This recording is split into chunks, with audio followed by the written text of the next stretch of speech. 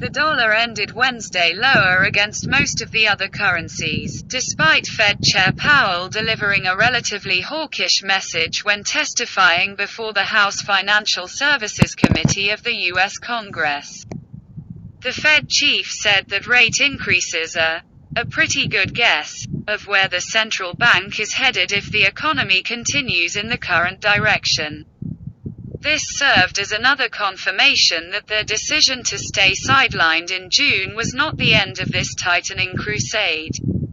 However, the fact that he used the word guess is way different than signaling 2 more quarter points or a done deal.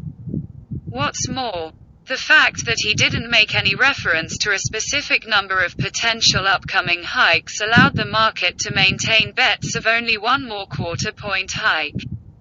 Despite last week's updated dot plot pointing to 50 bits per second worth of additional increases, currently, investors are convinced that another hike will be the case by November.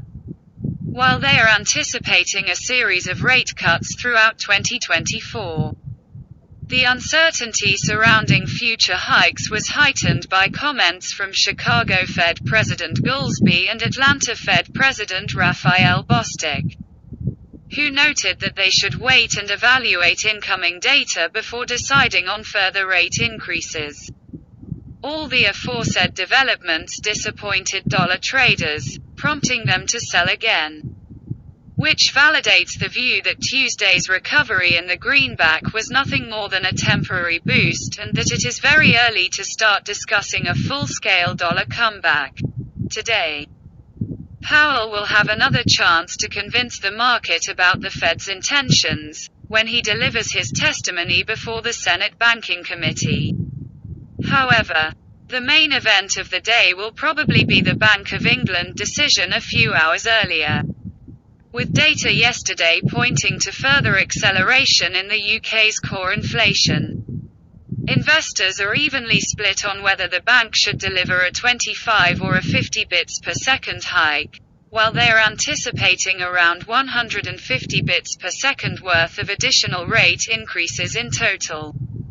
Thus, for the pound to extend its gains after the decision, policymakers may need to not only press the 50 bits per second hike button, but also deliver a message that is hawkish enough to allow market participants to maintain their aggressive hike bets.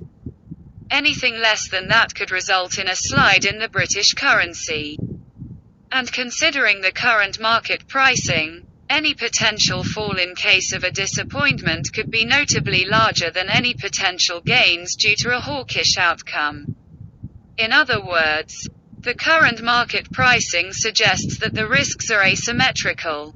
The SNB gathered today as well and announced its decision to raise interest rates by 25 bits per second, disappointing those expecting a bigger hike and thereby pushing the franc lower.